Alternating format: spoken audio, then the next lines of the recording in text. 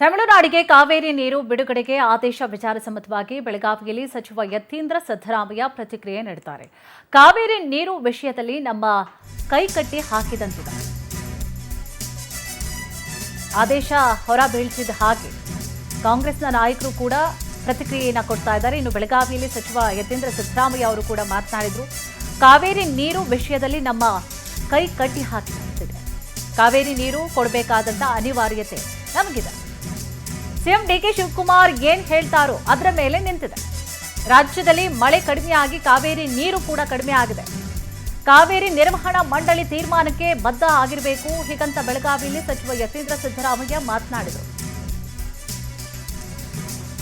At least ಮೇಲ್ಮನವಿ appeal ಹೋಗ್ತೀವಿ ಅಂತ ಬೇರೆ ನಾಯಕರು ಹೇಳಿದ್ರು. ಬಟ್ ಇವರು ಹೇಳ್ತಾ ಇರೋದೇನು, ಅದಕ್ಕೆ ಬದ್ಧರಾಗಿರಬೇಕು ಹೀಗಂತ ಸಚಿವ ಯತೀಂದ್ರ ಸಿದ್ದರಾಮಯ್ಯ ಹೇಳಿಕೆ ನೀಡಿದರು.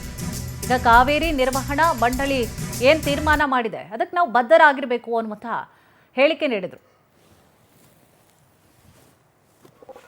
ಕಾವೇರಿ ನೀರು ನಿರ್ವಹಣಾ ಮಂಡಳಿಯವರು ತಮಿಳುನಾಡು ಅವರಿಗೆ ನೀರು ಬಿಡೋದಕ್ಕೆ ಹೇಳಿದ್ದಾರೆ. ಸೊ ಅವ್ರ ಶೇರ್ ಏನಿದೆ ಕೊಡ್ಬೇಕಾದಂತಹ ಅನಿವಾರ್ಯತೆ ನಮ್ಮಲ್ಲಿ ಇದೆ. ಬಟ್ ಆದ್ರೂ ಕೂಡ ಸರ್ಕಾರ ಏನ್ ನಿರ್ಧಾರ ತೆಗೆದುಕೊಳ್ಳುತ್ತೆ ನನಗೆ ಗೊತ್ತಿಲ್ಲ.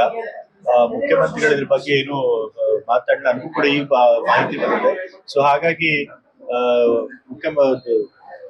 ಮುಖ್ಯಮಂತ್ರಿಗಳು ಏನ್ ಹೇಳ್ತಾರೆ ಅದ್ರ ಮೇಲೆ ಆಧಾರ ನಾನು ನಿಮ್ಗೆ